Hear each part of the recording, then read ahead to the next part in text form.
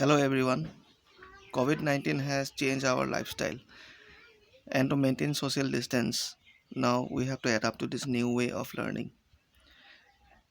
Today I am going to start the first chapter, Electric Charges and Electric Field of Higher Secondary Second Year Physics. To begin with, let us discuss what is charge. Charge is an intrinsic property of all matter.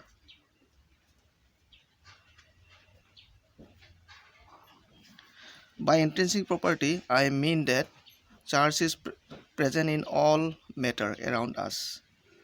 We know that matter composed of atoms, and the atoms has a center called nucleus, and then electrons are revolving around it. The nucleus contains particles called protons and neutrons. These protons are positively charged. Protons are positively charged and electrons are negatively charged. So we have two type of charge, positive charge and negative charge. Electrons are negatively charged. If number of proton is equal to number of electron, we get neutral matter. If number of proton is more than number of electron, we get positively charged matter. If number of electron is more than number of proton, we get negatively charged matter. Now let us discuss some basic properties of charge. Properties of charge. You can find this in the book Basic Property of Charge, page number 8.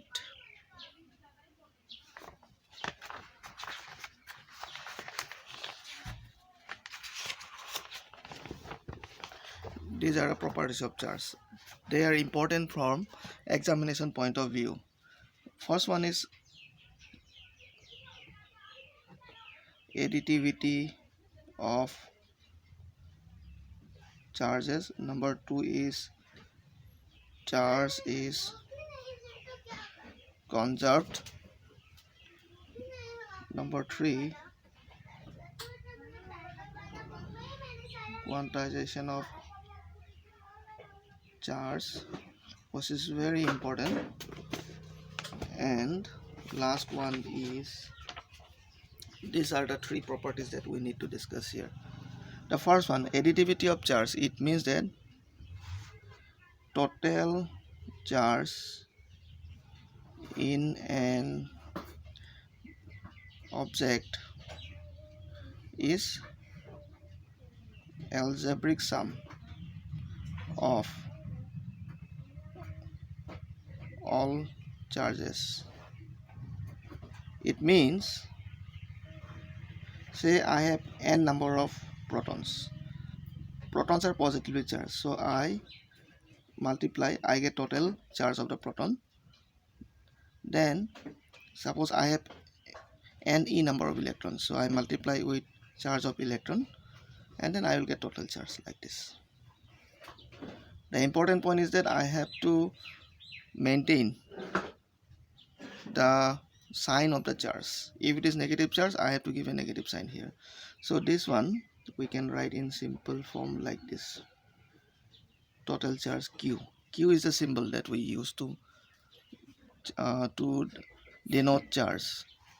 Then charge is conserved. Second property, it means that total amount of charge contained in a body is conserved. That means you cannot create or destroy charge. Charge can be transferred from one body to another body. For example, suppose I have an object here. It is a charged object. If I bring another object which is a conductor, say this is a conductor, then this positive charge can flow to it. But their number will remain same. Earlier it was 3. After touching also there will be 3 only. Another example is, let us say I have a neutral piece of matter. Let us say this is a plastic rod. I rub it with some fur. Because of this, charge will get transferred, and because of this, we will get a charged plastic rod and a oppositely charged fur. This is called charging by friction method.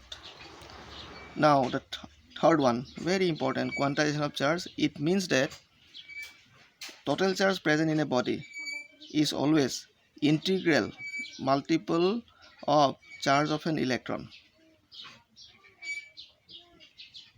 like this. That means any object can have some integral number of electrons. It means that just like if you go to ATM, you can take minimum say 500 rupees. You cannot take less than this. In the same way, in an object, it will contain minimum charge, that is charge of an electron, and any other charge will be multiple of n. Say 100 times, 1000 times, 50,000 times, like this. Okay. Then after this, what is the SI unit of charge? Very important. SI unit of charge is coulomb. Symbol is C, and dimension is AT. This A stands for ampere, T is time. So very important to remember this. Okay.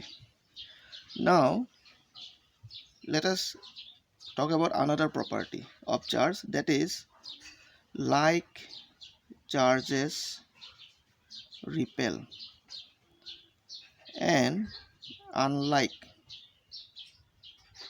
charges attract. The meaning is that if I have a negative charge here, another negative charge, they are going to repel each other. They will repel each other. So this will be the force. Direction of, suppose let us say this is Q1, let us say this is charge Q2. So this is the force on 2 due to 1. It will be directed this side. And Q1 will also be repelled by Q2, and the direction of force will be this side. Force on 1 due to 2. They are repelled by each other. The same thing with positive charge also. They repel each other. They repel each other. But if one is positive, the other one is negative, then they will attract. So this is the direction of forces. This is the direction of force on 1 due to 2. This is the direction of force on 2 due to 1. Okay. So this is a very important property. Now the next question comes like, what is the magnitude of this force? Okay, we got some idea about direction of the forces. Now the magnitude of this force is given by Coulomb's law. It's very important. According to Coulomb's law, the force of attraction or repulsion is directly proportional to product of the magnitude of the charges. That means we do not need to consider plus or minus sign. We only need to consider their magnitudes. So this force is proportional to magnitude, product of the magnitudes of the charges, and this force is inversely proportional to square of the distance between them. Let us say this distance is r. Then this force will be proportional to 1 by r square. The meaning is that if the distance increases from this to this, you can see here, let us say this distance is r1, this distance is r2. Since r2 is greater than r1, the force is going to reduce. That means F2 will be less than F1. That's the meaning of this one. And when we combine this, we get this one, r square, like this. To remove this proportionality constant, or to remove this proportionality, we use a proportionality constant, this one.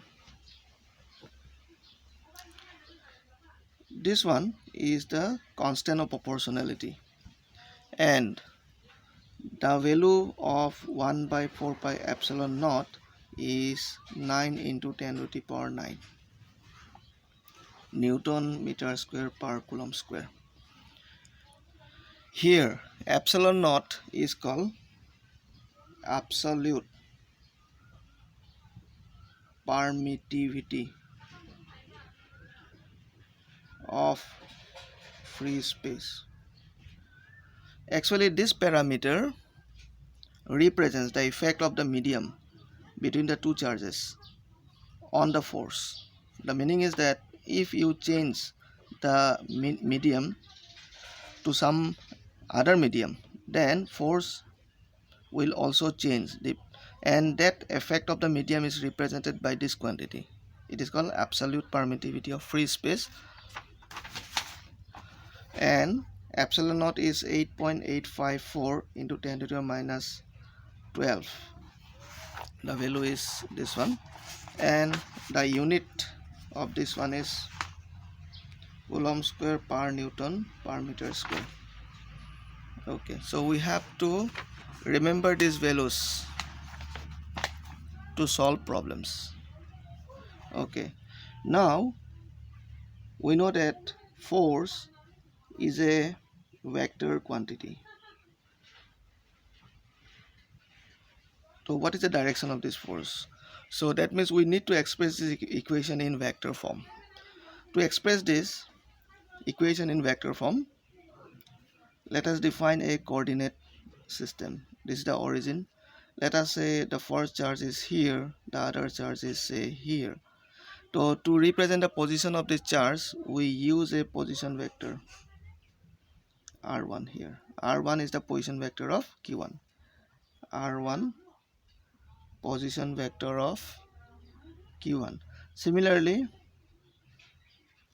R2 vector is the position vector of q2, and this is the direction from this vector is r2 minus r1. Let me write this as r21. Okay, so r21 is like displacement vector. R21 it will represent the direction and the magnitude of separation between the two charges. We need this distance here. Okay, so let us write this one. Let us say both of them are positive charge. So because of this will be the direction of force on 2 due to 1, and this will be the direction of force on 1 due to 2. So let us write force on 1 due to 2. So we write it like this: product of the magnitude of the charges, and we need the distance between them, which is r21. Whenever there is a square, it is a scalar quantity, so no need to put a vector sign here. Now the directions we have to see. This direction we can see that it is opposite to this direction, so I have to put a minus sign, and we use the unit vector of this vector. Okay, so this unit vector of this vector will give the direction of this vector. Similarly, let us write force on 2 due to 1. So let us see the figure. Force on 2, charge 2 due to 1 is directed in this direction. So first let us write the force, product of the magnitude of the forces, distance square, and this direction same, so I write r21 cap like this. Okay, and if we closely observe this, we will see that this one, if we see this equation and this equation, only difference is this negative, so which means that f12 or f21 is equal to f12 with a minus sign. The meaning is that force on one charge due to the 2 is equal to the force on this charge due to the other one, but they are opposite in direction. When the charges are similar, the direction of forces will be this way. If they are opposite charges, say 1 plus 1 minus, the direction of force will be in between them. Okay. And the last thing is that the force is always along the line joining the two charges. Okay. So thank you for watching. In the next video, I will solve one problem using this. Thank you.